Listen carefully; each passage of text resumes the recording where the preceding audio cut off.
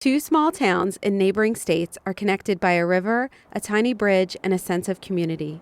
For the first time, the Bucks County Playhouse is holding a storytelling course for adults led by Hester Kamen, an actor, writer, and art educator. And it's 8 people ranging in age, I think from late 30s to mid 70s.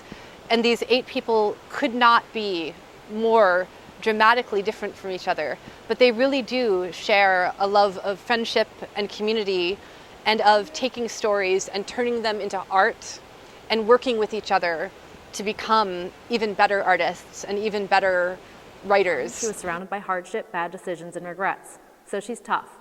She hates flowers and all things girly. We often play a game called That Reminds Me of the Time, and people will say, during this game, I thought of this story I hadn't thought of in 40 years. That reminds me of this album that we've had.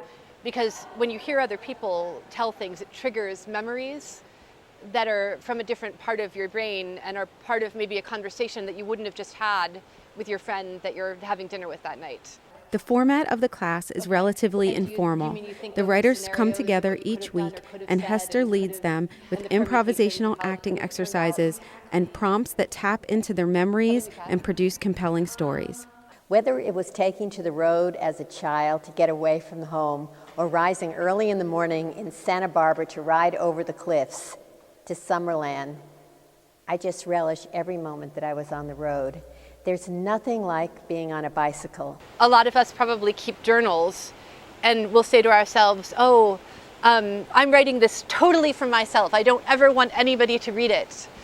But I think a lot of us have thought, but on the other hand, I think we're writing to be heard, and because people are out of the habit of listening to each other and realizing how compelling it is to listen to people.